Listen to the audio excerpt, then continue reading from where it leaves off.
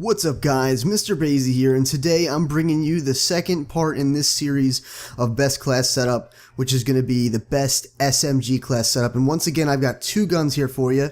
I figured I'd give you some variation, and also I really can't decide between these two, and I'll get to that in a moment. I'll tell you why I can't decide between these two, but we're going to first start with the MP11.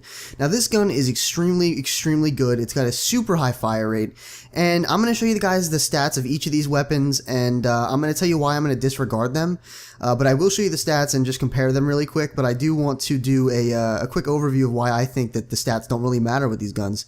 So the MP11, as far as I have seen, is extremely accurate with the red dot and the grip. Now, of course, like I said, I am a red dot person.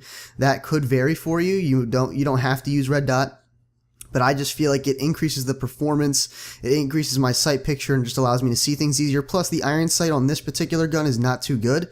But I definitely put a grip on this, and honestly, the best thing I can compare this to is a smaller MP7. Now, I did say in my other video about the MP11, I thought that it was a variant of the MP7 or in the same family, and I think it might be, because it's got the same sight lines and all that. It's just kind of like more compact.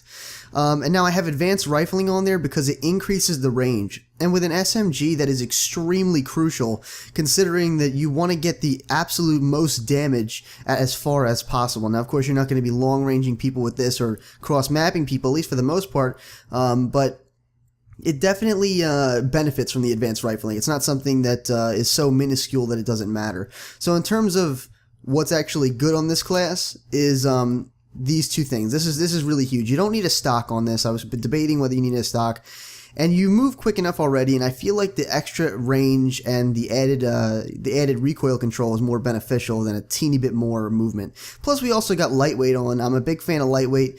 You could, if you're more of an objective player, I could see you going with maybe flak jacket or something like that. But I'm a huge fan of lightweight. I just like getting places really quickly.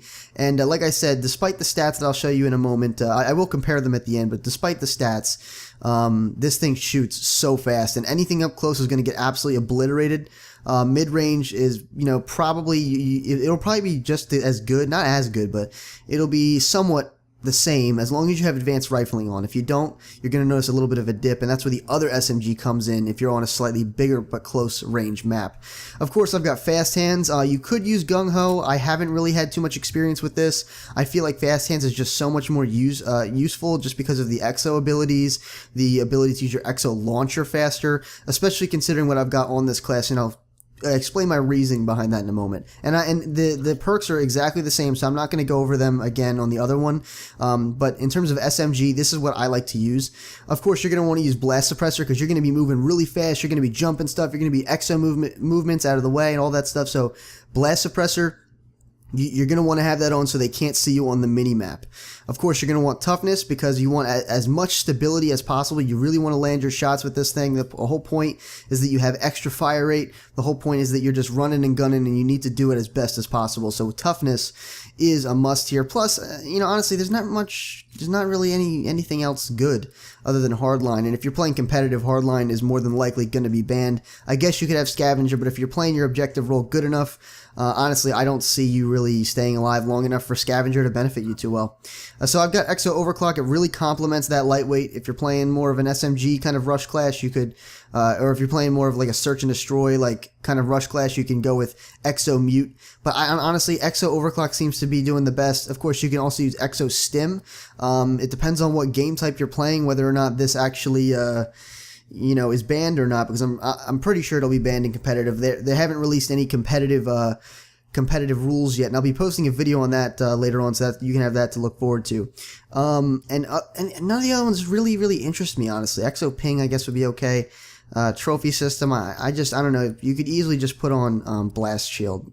So I don't really see anything other than exo overclock and exo mute device being too beneficial other than that.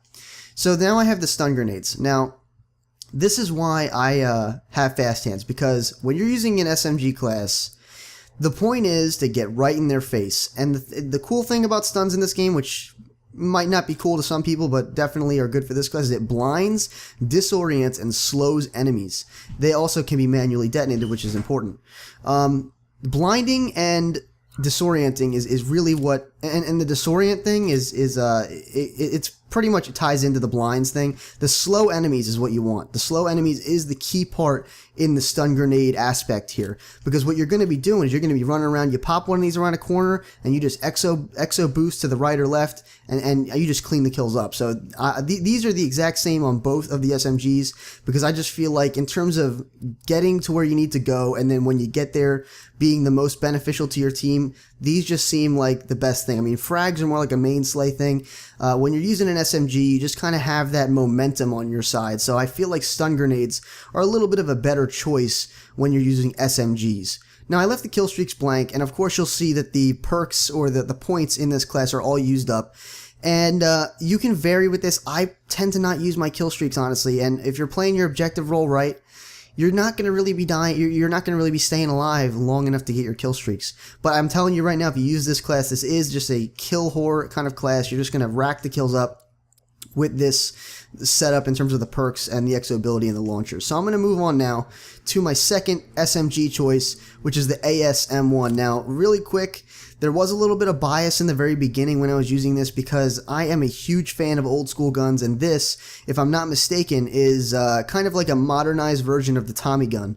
So it's really, really cool. I like this gun a lot, and I was using it, but you know, to be honest, I wasn't impressed with it that much until I included advanced rifling. Now, this is really important. I think advanced rifling should be on all of your SMG classes, just because it gives you that added range. And if you weren't clear on what that was earlier, added range gives you is essentially how fast or how far does your damage fall off. So if you're shooting someone up close and you're doing maximum damage, you know, 20 yards away, you might be doing 80% damage. 40 yards away, you might be doing 60% damage. So that's essentially, you get more range, your damage fall off is less over a certain distance. So you want as much of this as possible, because you want to, you know, maintain that SMG speed, SMG damage as far of a range as possible. And with this one, you do need the grip. You can use it without a grip. It's kind of hard. The other one, you know, the MP11 that I showed you, you can probably get away with quick draw or stock if you feel like you need a little bit more mobility. But this one, you kind of do need a grip, especially if you're going to be engaging people at, you know, slightly longer ranges. Honestly, this one, I can easily see you people doing like more mid-range fighting with this. The MP11's more close range oriented and possible mid-range depending on the scenario, but the ASM1 is one of those guns, and I've used it personally, and I really enjoy this gun. Is one of those guns where you can use it up close, it's really good, and you can even use it mid-range. And I'm talking about mid-range, not like, you know, in between. You can use it mid-range, and it's really, really good. So consider these classes. Of course, these are the same perks. Again, you know, the score streaks are off, because in my mind, when you're using an SMG class, you shouldn't be worrying about your score streaks or getting score streaks. You should be worrying about doing as much damage to the enemy team as possible, getting up in their face as much as possible, being aggressive as possible, and really playing that objective as best you can. And I feel like this class really gives you that ability. I mean, you have lightweight, fast hands. You can use your stuns faster. You can use your exo movements faster. You have the exo movement block, so people can't even see you using the exo movements. Toughness inhibits you from getting, you know, knocked around when you're shooting at people, which is especially important for this gun, considering you can engage people at mid-range with this thing. And then you've got exo overclock. It really, you know, gives you an even more faster speed for lightweight. So if you're, you know, if you're someone who is really into objective play, this is probably what you're going to want to use. And then again, those two stun grenades, and you can delete these if you don't want to use the stun grenades, but in my opinion, like I said, I just feel like the stun grenades really, really complement an SMG class well, because you're just able to disable the enemies that you're trying to get in there, you rush in there, and you take them all out. You know, it's one of those things that just make you feel good. What's up, guys? So right now, I'm just going to give you the last two parts of this, which I actually forgot to do, is compare the stats. So right here, you're going to see is that the ASM1 has 11 damage. MP11 has 7. So in terms of just seeing the two damages, you're going to think, oh, well, you know, these two aren't really a good comparison. They don't really contrast, you know, closely. So, you know, why are you even bringing this up? Well, I want to really say this because in terms of personal experience with these weapons, I just don't feel like these stats match up. I feel like the damage is higher than 7, honestly. And I don't really know what that means, but I feel like the damage is higher than what it's making it out to be. It makes it look like it's a lot weaker than this by, you know, a decent margin. You know what I mean? That's a couple bullet difference right there if you think about it. Now, if you go down, the accuracy is roughly the same here. The fire rate is what makes the difference.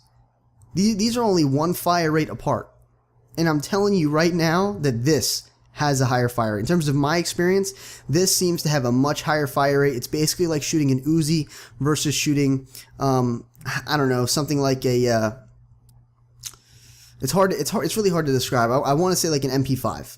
Imagine an MP5 from COD 4. If you've ever played that, if you've ever played Modern Warfare 2, this is like the MP5K, you know, in terms of how fast it shoots.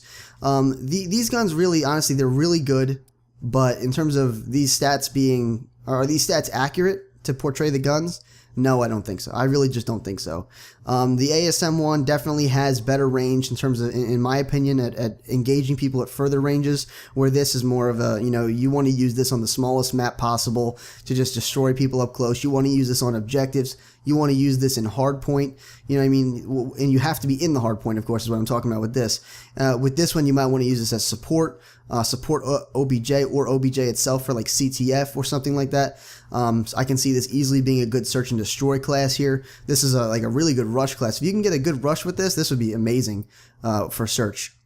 But and I was gonna do something with these secondary guns or these variations, but honestly, I wanted to find the two best default guns, because if they're good at the default level, then of course some of the variations are going to be better than the default. So it's just going to be even, you know, it's just kind of like reinforcing that these guns are good guns.